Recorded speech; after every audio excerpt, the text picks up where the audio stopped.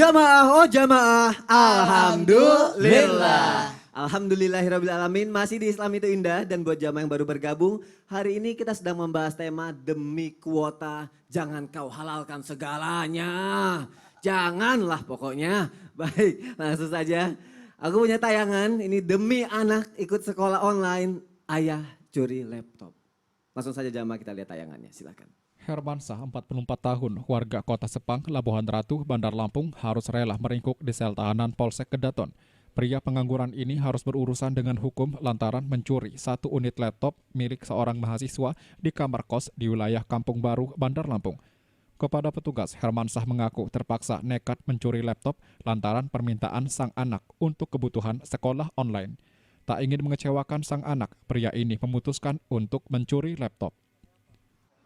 Nauzubillahimin zalik, mungkin demi mendapatkan segalanya kadangnya orang sampai akhirnya gelap mata. Kita tidak tahu tujuannya apa, cuma kadang itu berhubungan dengan rezeki kah? Ustadz Syam, aku mau nanya sama Ustadz Syam. Apakah semua itu yang kita lakukan menghalalkan segala cara itu karena rezeki kita datang terlambat? Emang benar rezeki bisa datang terlambat? Dan apa penyebabnya Ustadz Syam? Silakan. يا أيها الذين آمنوا لا تلهكم أموالكم ولا أولادكم عن ذكر الله ومن يفعل ذلك فأولئك هم الخاسرون. Allah ingatkan sekali lagi di dalam Al-Quran bahwasanya harta ya termasuk rezeki anak-anak itu kadangkala membuat kita lalai dari mengingat Allah Subhanahu wa taala. Sedikit mengomentari tentang Fiti tadi bahwasanya Rasulullah sudah ingatkan bahwa anak itu kadangkala menjadi majahalatun, kadangkala menjadi mahzanatun, kadangkala menjadi bajabanatun, kadangkala menjadi mabakhalatun. Apa itu majahalatun? Majahalatun itu kadangkala anak itu membuat orang tuanya gelap mata atau bodoh kalau jahil ya. Kenapa jahil? Mereka tidak berpikir lagi dengan akal sehatnya. Yang penting anak gue bahagia, yang penting anak saya bisa sekolah, entah saya pakai curi motor, curi laptop atau apa segala macam, maka membuat orang tuanya menjadi majahalatun. Kemudian mahzanatun, membuat orang tuanya menjadi sedih berlebihan. Kemudian mabakhalatun, membuat orang tuanya menjadi bakhil, kikir ya, pelit kepada orang lain. Kalau dulu sebelum punya anak mereka masih loyal kepada orang lain, tapi setelah punya anak mereka selalu mikirin, saya kalau nyumbang masjid nih bagaimana buat beli susu anak gitu. Kemudian majibanatun, membuat orang tuanya menjadi pengecut. Sehingga ayat tadi membuat kita sadar bahwasanya jangan sampai harta dan anak-anak membuat kita lalai daripada mengingat Allah. Termasuk mengingat Allah bahwasanya mencari rezeki yang halal. Tentunya yang sudah diizinkan oleh Allah Subhanahu wa taala. Kemudian pertanyaannya, apakah kalau seseorang disempitkan rezekinya menjadi alasan supaya dia bisa menghalalkan segala cara? Ya. Ini adalah pemikiran yang sangat sempit. Kenapa? Karena rezeki kita itu sudah diatur jauh sebelum kita diciptakan di muka bumi ini. Berapa puluh ribu tahun sebelum kita terlahir, itu sudah ditentukan berapa rezekinya, berapa kadarnya, berapa jumlahnya yang akan dia terima. Maka orang yang paling rugi adalah orang yang mencari dengan cara yang haram. Kenapa paling rugi? Karena Anda mencari dengan cara yang halal ataupun mencari yang haram jumlahnya akan sama gitu. Jumlahnya akan sama. Anda dijatah oleh Allah Subhanahu wa taala dengan umur misalnya 70 tahun dengan jumlah rezeki yang Anda akan makan di muka buminya Allah Subhanahu wa taala adalah misalnya sekitar 1 triliun dengan jumlah umur 70 tahun. Ada yang Anda dapatkan dengan cara yang halal, ada yang Anda paksakan dengan cara yang haram, maka tetap aja 1 triliun gak akan bertambah, gak akan berkurang.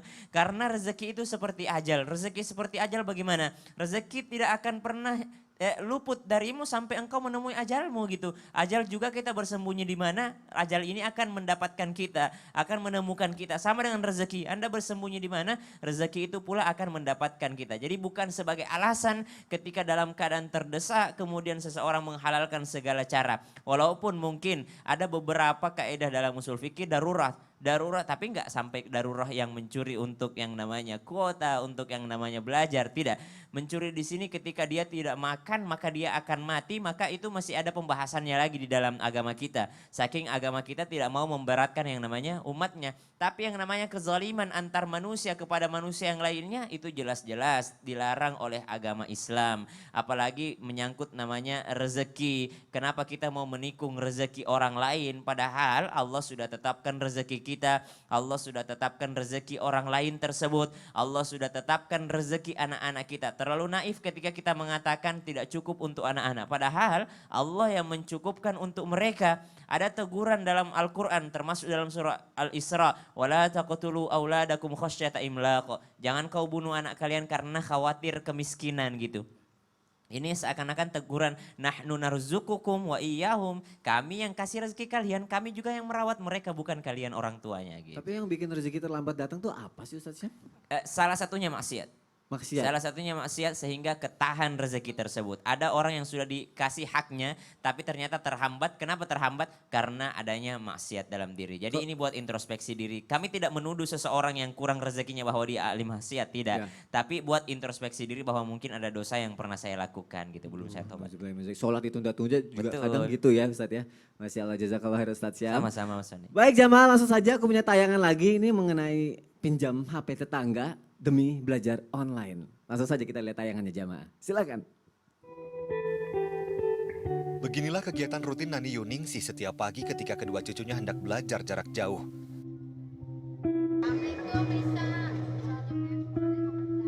Selama kegiatan belajar dilakukan secara daring, warga Kelurahan Manggarai Tebet, Jakarta Selatan ini kerap meminjam gawai pintar kepada tetangganya. Selasa pagi, cucunya Randy Putra Prasetyo mengerjakan tugas dari sekolahnya yang dikirim melalui aplikasi.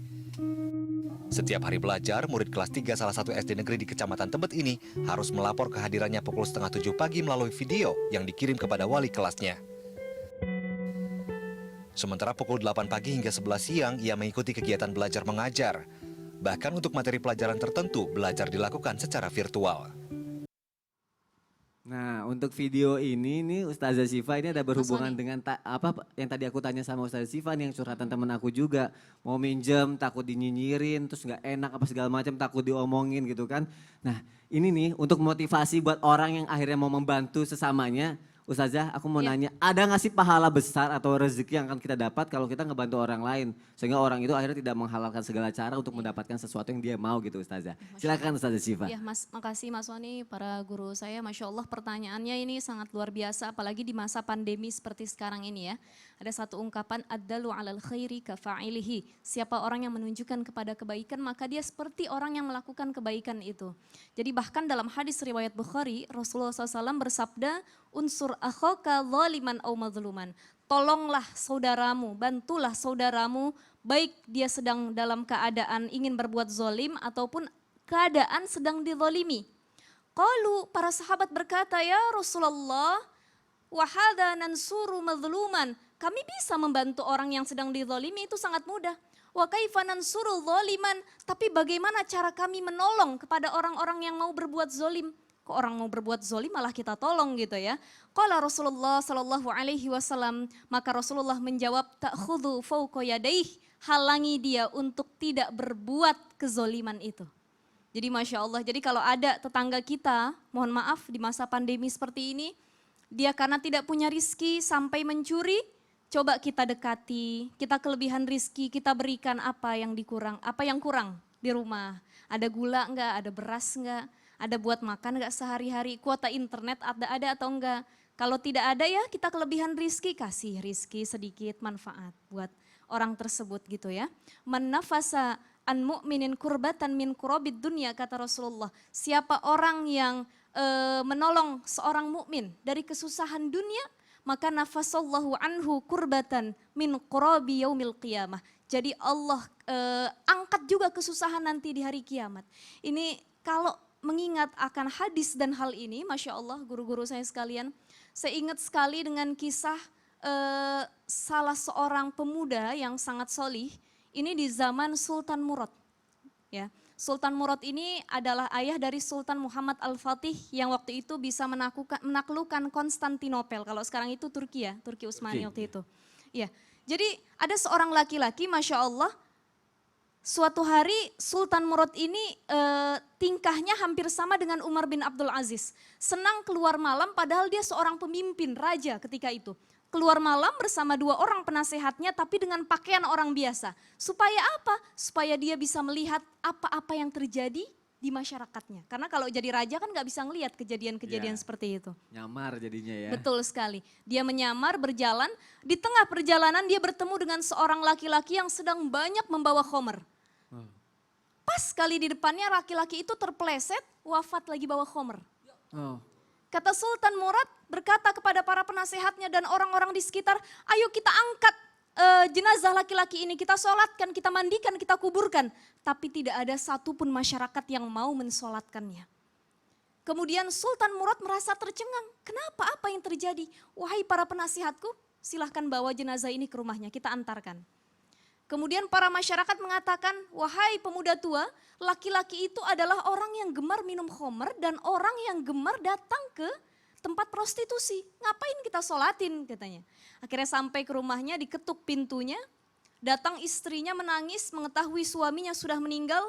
Kemudian kata Sultan Murad kepada istrinya, wahai ibu, saya ingin bertanya, kenapa suami Anda tidak ada yang mau mensolatkan, menguburkan para masyarakat ini? Maka istrinya menjawab, mereka semua telah salah sangka terhadap suami saya.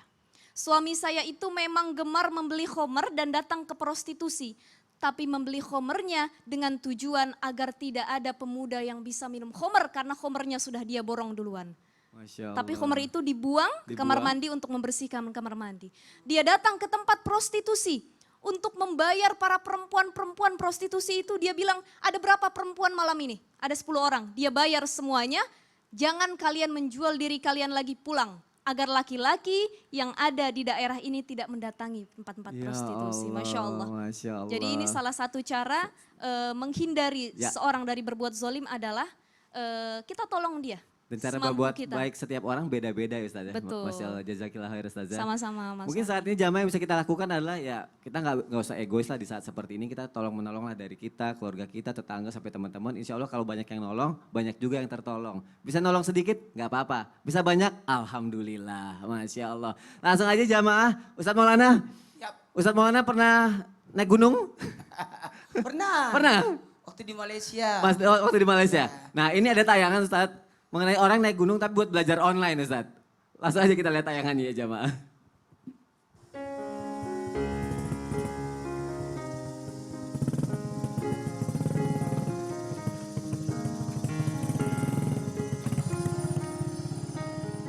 Beginilah beratnya perjuangan yang harus dilalui sejumlah mahasiswa Kecamatan Rantai Bulahan Timur, Kabupaten Mamasa, Sulawesi Barat untuk mengikuti perkuliahan secara online. Mereka terpaksa menempuh medan berat mencari jaringan internet. Tidak hanya harus melewati jalan berlumpur, para mahasiswa ini juga harus menapaki kawasan hutan hingga ke puncak gunung demi perkuliahan secara online sejak pandemi virus corona melanda. Salah satu titik di puncak gunung ini merupakan satu-satunya tempat terdekat yang dapat dijangkau sejumlah mahasiswa untuk mendapatkan jaringan internet. Sebuah tenda darurat disiapkan agar para mahasiswa yang berasal dari berbagai perguruan tinggi di Sulawesi Selatan dan Sulawesi Barat ini dapat mengikuti perkuliahan dengan nyaman. Masya Allah. Kita suka malu gak sih? Kalau aku sih malu ya dapat banyak kemudahan dari Allah tapi mau belajar aja males. Masih aja ngeluh gitu. Ya Allah ini gunanya kita memang harus bersyukur ya jamaah ya. Masih ada mau belajar naik gunung cuma buat nyari sinyal. Nah aku mau nanya sama Ustadz Maulana. Ada gak sih Ustadz balasannya? Allah tuh membalas gak sih orang-orang di zaman milenial sekarang ini buat orang yang nyari rezeki tapi dengan cara yang baik gitu. Sehingga akhirnya dia tidak mencari rezeki dengan cara yang haram-haram gitu Ustadz Maulana. Silakan Ustadz. Baik, Ustazah dan Ustazah Sipa, mohon izin buat semuanya. Kita belajar kali ini dari mahasiswa tadi yang Allah angkat derajatnya dengan apa? Kemuliaan tersendiri untuknya. Jamaah. Yeay. Oh jamaah. Yeay. Alhamdulillah. Lillah. Pertanyaannya, balasan Allah bagi orang yang tidak tergoda menghalalkan segala cara demi memenuhi kebutuhan dan keinginannya. Apa balasannya Allah? Kalau disimpulkan, hadiah dari Allah. Balasan pahala apa yang diperolehnya? Apa kemuliaannya? Maka mereka akan mendapatkan kemuliaan di dunia dan di akhirat. Karena kenapa? Orang yang yang merendahkan dirinya dengan meminta-minta itu bagaikan tidak punya daging muka di akhirat. Sementara orang yang maaf tidak pernah memperlihatkan keluhannya kepada sesama manusia, itu mengangkat derajatnya apa? Menjadi orang yang mulia, tidak dihinakan. Jadi artinya apa? Apa balasan Allah buat mereka? Mendapatkan kemuliaan di dunia dan kemuliaan di akhirat. Karena kenapa? Tidak menampakkan kehinaan kepada manusia dan tidak merendahkan diri kepada sesama. Sehingga Allah mengangkat derajatnya. Mohon maaf, mohon izin kepada semuanya. Allahus Samad, Allah lah tempat kita bergantung. Jadi harusnya memang kita hanya bergantung kepada Allah. Karena kenapa? Ketika kita bergantung kepada manusia, hinalah kita. Hamba Allah adalah derajat yang paling tinggi. Sementara hamba manusia mendapatkan derajat paling rendah. Nah, kemuliaan inilah yang diperoleh bagi orang-orang yang tidak menghalalkan berbagai macam cara untuk memenuhi kebutuhannya, keinginannya. Karena masih bisa banyak cara. Coba lihat anak-anak kita tadi, remaja ini. Ya. Saya bisa katakan anak-anak ya. Anak-anak. Karena saya lebih tua banget. Nah ini remaja tadi yang dalam hal ini sampai berjalan jauh naik ke atas gunung. Saya merasakan itu. Kalau naik gunung ya Allah ngus-ngusan. Ya capek ya, tinggi ya. Ya Allah. Ini betul tadi kata Mas Sony tadi. Aduh kita malu jadinya. Ya. Kita diberikan kemudahan. Kita dulu diceritakan di pesantren bahwa dulu santri-santri dahulu cuma pakai lentera kecil terus bisa menghafal. Iya. Mengisi kitab. Satu lentera bisa berapa orang. Kita ada terangnya luar biasa, nggak hafal-hafal. Ya Allah. Ingat, Allah memberikan jalan keluar bagi orang yang berusaha. Ini jalan keluar sampai mereka punya kreatif. Saya tadi amati, tahu nggak apa yang saya amati tadi dan Apa, tayangan Ustaz? ini. Ada yang pakai kayu itu terus nempelin handphonenya di situ. Kreatif itu. Oh iya ya. Gak perlu pakai tripod Kita ya. kan banyak yang mengharap inilah. Ya Allah memberikan rasa cukup. Inilah yang disebut kekayaan tersendiri. Kata Nabi, kekayaan itu di sini. Di hati. Ketika kita merasa cukup, tadi kata Ustaz Sam di segmen sebelumnya, ketika orang merasa cukup itu bagus itu. Itulah yang terbaik. Bukan merasa ina bisa merasa kurang, bisa berharap kepada manusia. Yang penting nanti kan ada teman ini ada. Ini yang tidak diinginkan. Maka orang yang dalam artian tidak menghalalkan berbagai cara untuk memenuhi kebutuhannya, maka diberikan sifat qanaah dalam hatinya. Ini mahal ini. Rasa cukup ini nih yang mahal. Kalau cukup enggak boleh. Kita hanya bisa merasa cukup. Karena kalau cukup udah mati sudah. Karena takaran manusia itu kan sudah diatur rezekinya. Tinggal mereka menghabiskan rezekinya. Tapi dalam hal ini ketika orang merasa cukup, itulah bentuk kekayaan tersendiri. Nabi Isa alaihissalam merasa cukup, itulah kekayaan. Itulah kekayaan. Bukan dari segi jumlahnya, Ya. tapi bagaimana kita merasa cukup. Cukup. Merasa puas. Merasa bersyukur juga ya, maksudnya bersyukur ya dengan itu semua ya. Kalau syukur itu penggunaan, pemanfaatan. Tapi ketika kita merasa cukup, kita tidak berharap dari orang lain. Ya baik kalau gitu Masya Allah. Merasa cukup, bersyukur dan kalau bisa bantulah sesama lebih banyak Itulah lagi balasan ya. bagi mereka yang tidak berharap. Masya Allah, jazakallah khair Ustaz Maulana. Semoga Allah memuliakan kita semua dan memudahkan kita semua jalannya ya Allah. Amin. Baik, benarkah? Kalau Ustaz Maulana kan gitu biasanya. Ada sebuah doa yang mampu menghindari bahkan mencegah seseorang dari niat buruk untuk menghalalkan segala cara demi mendapat sebuah tujuan atau keinginannya. Masya Allah, ini menjadi pertanyaan banyak orang. Kalau gitu langsung saja kita dengarkan tausiah dari guru kita, Ustadz Syam. Silakan Ustadz. Jadi bukan doanya yang menghalangi kita, tapi Allah yang menghalangi kita. Kita sebagai hamba berdoa, minta sama Allah. Kemudian atas doa kita, Allah mengabulkan doa kita sehingga Allah selalu menghalangi kita atau menjaga hati kita. Karena Allah lah pemegang hati, Allah yang membolak-balikkan hati. Kadangkala hati manusia taat, tapi kadangkala ada futurnya, ada kurang semangatnya. Dan kita selalu minta sama Allah, Allahumma ya muqallibal qulub, tsabbit qalbi ala dinik. Ya Allah yang maha membolak-balikkan hati, teguhkan hatiku dalam agamamu, wa ala ta'atik, dan juga dalam ketaatan padamu ya Allah. Karena yang namanya manusia itu kecenderungan untuk berbuat salah pasti ada. Namanya manusia pasti al-insan mahalul khata' wan nisyan. Pasti akan dia berbuat salah ataupun berbuat khilaf. Makanya ada doa dalam surah Al-Baqarah di akhir itu, Rabbana la tu'akhidna in nasina aw akhtana. Jadi kita belum melakukan kesalahan, kita sudah minta ampunan sama Allah. Ya Allah jangan kau hukum kami atas sesuatu yang kami lupa atau sesuatu yang kami khilaf dalamnya. La tu'akhidna in nasina aw akhtana. Jadi sebenarnya Allah ini sangat sayang kepada umat Rasulullah Sallallahu Alaihi Wasallam. Dikasih doa khusus gitu. Belum berbuat salah aja udah mau dimaafkan sama Allah Subhanahu wa taala. Maka usaha kita selain dari bergaul dengan orang-orang saleh, kita selalu minta kepada Allah Subhanahu wa taala supaya selalu terhindar dari dorongan nafsu ini. Dorongan nafsu ini sangat besar dalam diri manusia. Apalagi kalau kita membanding-bandingkan hidup kita dengan orang lain. Apalagi sekarang kan ada yang namanya sosial media. Sosial yang namanya kehidupan sosial kita ini terganggu karena kita melihat kehidupan orang lain, membandingkan diri dengan orang lain yang mungkin rezekinya jauh lebih banyak daripada kita, atau mungkin kapasitasnya lain yang diberikan Allah Subhanahu wa taala kepadanya. Maka ada satu doa yang diajarkan oleh Rasulullah sallallahu alaihi wasallam kepada seorang sahabatnya yang tinggal duduk di dalam masjid yang kelihatan sebagai kayak orang susah gitu. Maka Nabi ngajarin satu doa, Allahumma inni a'udzubika minal hammi wal hazan.